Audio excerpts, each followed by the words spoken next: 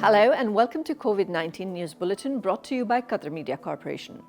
His Highness the Emir Sheikh Tamim bin Hamad Al Thani has received a message from His Excellency the Secretary General of United Nations, Antonio Guterres, expressing deep appreciation for the support from the State of Qatar to the United Nations during the novel coronavirus pandemic.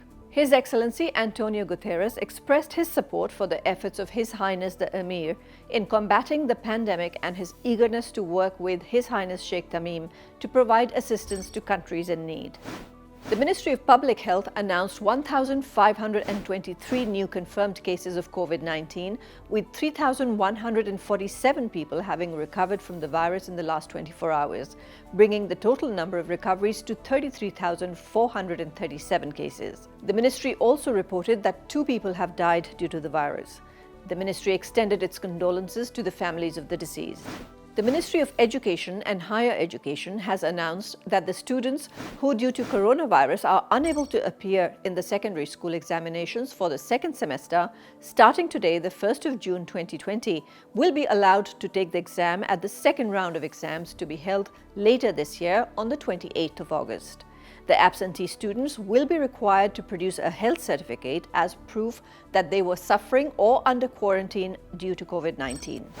The Ministry of Public Health has launched a new online service to pay the fees for food certificates, food waste, and food analysis issued through its website.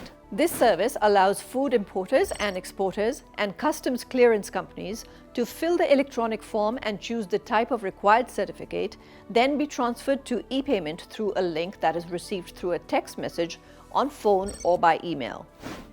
Dr. Nadeem Jilani, Senior Attending Physician at Sidra Medicine, who oversees Qatar Foundation members' Child Advocacy Program, said that in the current situation, boredom and frustration within households can lead to new cases of abuse, and vulnerable children who already face some form of maltreatment are particularly susceptible during this pandemic, since potential interveners like school teachers and daycare workers do not have as much engagement with them.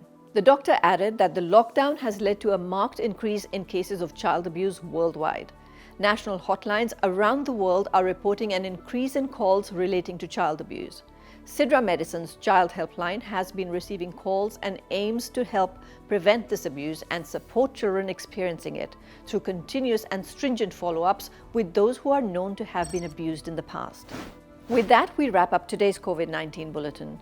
For more updates, you can follow us on our social media platforms at COVID-19 Qatar, and detailed news can be found at our website, covid19qatar.info. Thank you for tuning in, and we'll be back with more news updates tomorrow. Take care.